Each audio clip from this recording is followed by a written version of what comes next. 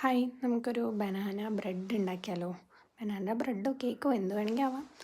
2 പഴുത്ത പഴം, പിന്നെ അവിൽ, പിന്നെ ഗോതമ്പ് പൊടി, ഇതൊക്കെയാണ് യൂസ് ചെയ്യണത്.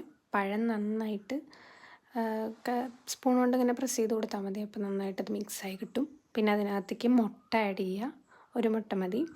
അത് നന്നായിട്ട് മിക്സ് ചെയ്യുക. അതിന് ശേഷം അവിലാണ് ഞാൻ എടുക്കുന്നത്. ഇത് മറ്റേ ബ്രൗൺ റൈസിൻ്റെ അവിലാണ്. പിന്നെ ഗോതമ്പ് പൊടി ഇത് ആഡ് ചെയ്ത് കൊടുക്കുക. നന്നായിട്ട് മിക്സ് ചെയ്യുക. എന്നിട്ട് അതിലേക്ക് കുറച്ച് ബേക്കിംഗ് സോഡ, പിന്നെ ഞാൻ കുറച്ച് വാനില എസൻസും കൂടി ആഡ് ചെയ്യുന്നുണ്ട്. എന്നിട്ട് ഞാൻ സ്റ്റൗവിലാണ് ഇത് വെക്കുന്നത്. ഒരു കുക്കർ വെക്കുന്നുണ്ട്. അതിൻ്റെ ഉള്ളിൽ ഇതുപോലൊരു തട്ട്, താഴെ ഉപ്പാണ് എഴുതുന്നത്.